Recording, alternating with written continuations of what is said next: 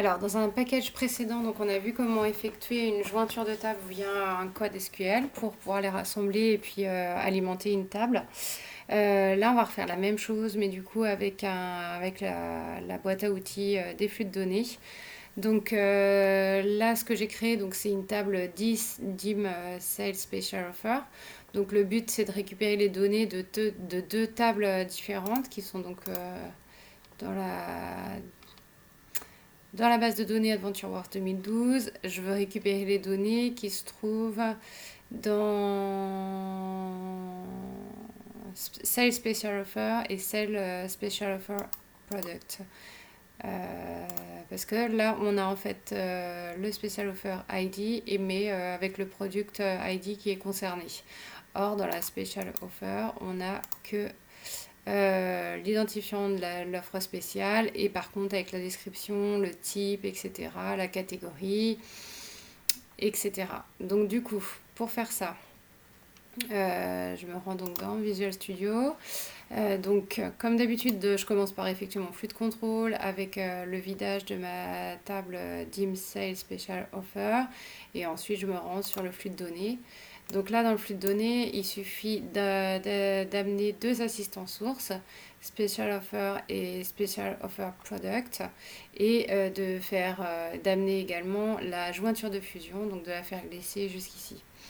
Donc, comment ça se présente? Donc, Special Offer, donc ça nous met le gestionnaire de connexion, donc c'est dans AdventureWorks 2012, la table Sales Special Offer, et donc là, ça va nous remettre les colonnes.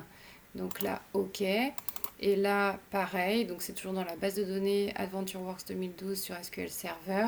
Et là, sauf que là, je prends la Sales Special Offer Product qui contient donc ces colonnes-là.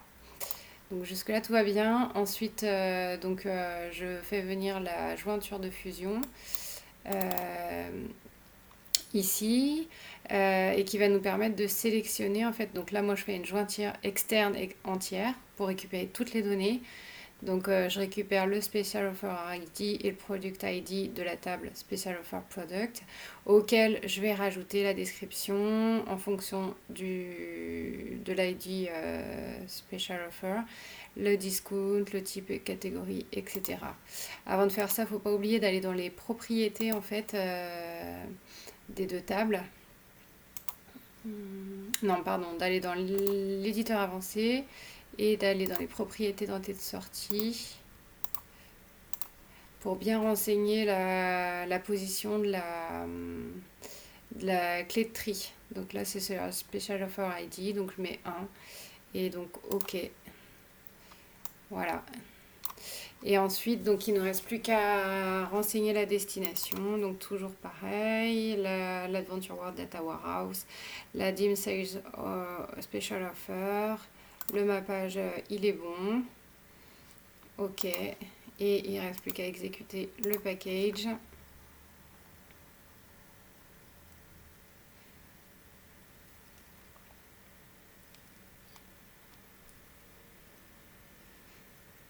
Voilà, on voit que tout est OK. Et enfin, on va vérifier dans ma base Data Warehouse en remettant à jour DIM Sales Special Offer.